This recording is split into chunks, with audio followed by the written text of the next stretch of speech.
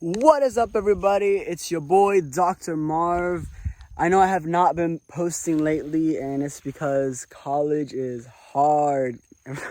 I mean, I feel like everyone knows that, right?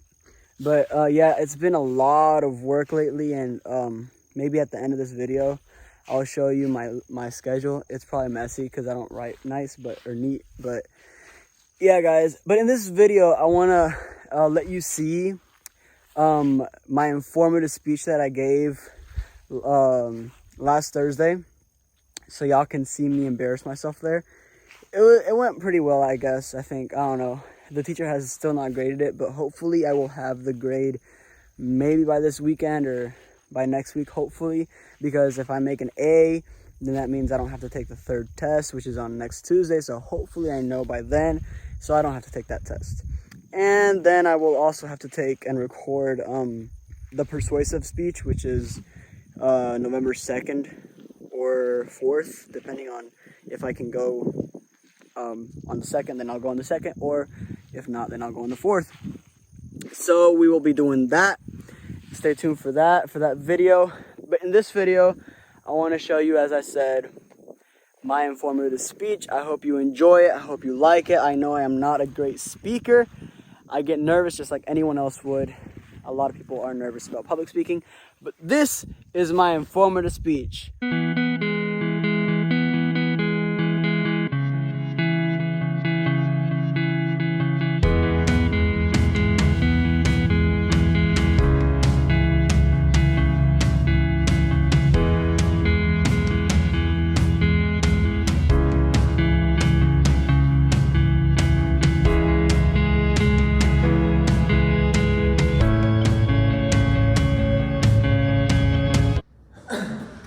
So before I begin this speech, I want to ask Olivia to help me out with something so y'all can get an understanding of the speech, what it is about.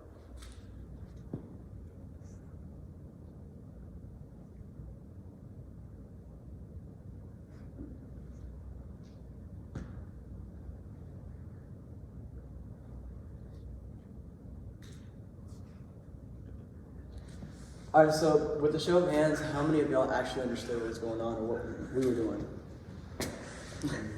All right, so I imagine that. But you see, don't worry, because I used to not know what that was either. You see, when I was in 9th grade, I was getting on the bus one morning, and I saw these two girls just waving their hands around, kind of like Olivia and I were doing. And I was like, what are they doing? So I asked one of the girls, and one of the girls told me that the other girl was deaf. So she didn't know, she relied on American Sign Language to communicate. And I was like, wow, that's so interesting, that's really cool. So, hello, my name is Marvin Duarte, and I'm a freshman here at ABEC, and I'm here to talk to you about the deaf community. And as you may already know, different communities have different people, right? I mean, obviously that's what a community is made up of. And different people have different views on themselves. Deaf people as well view themselves differently. Some view their deafness as a disability, and they really hate it, they try to hide it, and others view it as a difference. And I'm here to talk to you about that. So usually the people who consider this as a disease have a really low self-esteem and don't really like to talk about it much. They rely on oral communication for their mode of communication, but we will be seeing that throughout the speech. And throughout high school, I got the opportunity to take American Sign Language as my language of choice. And I learned a lot about deaf culture and the deaf community. And by the end of the speech, you should be able to tell me a little bit about American Sign Language and the deaf community as well. So let's begin learning about how American Sign Language started. So let's keep in mind these names for the speech. Thomas Hopkins Gallaudet, Alice Cogswell, Dr. Mason Cogswell, and Laurent Clerc. So Thomas Hopkins was from Philadelphia, Pennsylvania, and he went to Yale University. He graduated there, and he loved helping disadvantaged children with lack of education. He loved and enjoyed doing this, and he went back to visit his parents in Hartford, Connecticut, because that's where he lived after he moved from Pennsylvania. And he saw this little girl that her name was Alice Cogswell. She's deaf. She was deaf, and the cause of her deafness was because of meningitis at age 2. So he saw this girl just sitting outside, and he felt bad for her because she didn't have any friends. So he went and asked her to be his friend, and they became friends. And he began to teach her how to write words out, and instead because she couldn't really speak, so he just taught her how to write words out. This is really, really awesome because, I mean, who would do this to someone who, just a random stranger, right? But he really had this passion for that. And then Dr. Mason, her dad, saw this kindness and wanted to send him to England so he could learn new methods to teach the deaf. And very much he did. He did send him to England. He was a doctor, so he was well known. He could find the way to get some money to send him. And he went to England, and he met this guy named Laurent Clerc, which is a deaf Frenchman. And then they both went to France, but sooner or later he ran out of money. Obviously, you can't have money forever. He ran out of money, and he asked Clerc if they could go back to America. And he said, yeah, let's go. So on this voyage, Gallaudet taught Clerc English, and Clerc taught Gallaudet French Sign Language, which is very similar to American Sign Language. But don't ask me to sign in French because I don't know how to sign in French. But so they randomly just came up with, they merged the two languages together, and they came up with American Sign Language. And as sign language grew, there are different signing systems and signing variation. The 4 different signing systems that there are is ASL, which is American Sign Language, SEE, Signed Exact English, and PSE, Pigeon Signed English, and then this odd one out, and then there's always that odd one, Rochester method, which is what I relied on through, talking to this deaf person, to the deaf girl on the bus. I had to spell every single word out. Imagine having a big conversation. It was horrible. But Gallaudet and Clerc, according to Gallaudet.edu, they began the American School for the Deaf in May of 1817. And this was awesome because, they loved helping each other. They loved helping the community out. And Clerc became the first deaf teacher at the school. Signing variation is another thing that came about. So basically, we have different words that you can sign differently. For example, the word soccer, you could do this as soccer, or you could also do this as soccer. And then numbers such as 16 through 19, you could either do, so this is 6, 7, 8, 9, and this is 10, right? So if you shake it, that's 16. You could rub it, that's 16, or you could do 10 and then the number for 16 through 19. It's the same thing.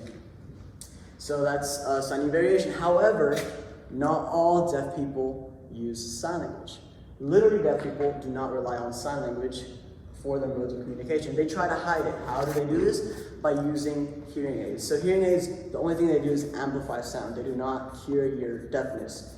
But they do help in oral communication. However, they can get costly after a while because you do have to replace certain parts. How costly exactly? $1,000 to over $6,000. This might not sound a lot, right? But just wait till we get to the cochlear implant. They also use cochlear implants, which is surgically implanted into the temporal side of your head, which is near your ear if you don't know what temporal means.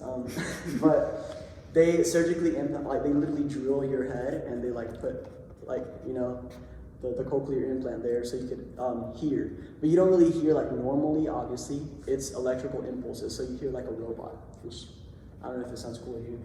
But once it's activated, you can hear, and speech therapy is done to help you improve on your speaking abilities. So, but now you can see that these can get even more expensive than a hearing aid. These can range from $45,000 and above. But it's not for everyone. So imagine you spending $45,000 on something that you don't even know is going to work on you. It's just something to think about, right? So as I was saying, literally deaf people hate it. They think it's a disability. They hate being deaf. They want to change it, but they obviously can't because they're deaf, and But they don't rely on sign language. They rely on lip reading and try to verbally communicate with people. They usually accept deaf injustice, so they don't stand up for themselves, and they don't believe in deaf culture. But not all of them are like this. There are another type of deaf people, which is Big D deaf, which they believe it is a community, and they believe that they stand up for themselves. They are proud of being deaf.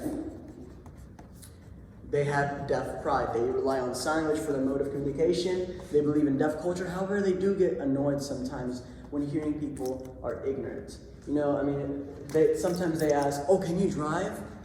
I mean, they're deaf. That doesn't mean they can't drive, you know? I mean, they're two totally different things. They can drive, they can do everything you and I can do. The only thing they can't do is hear.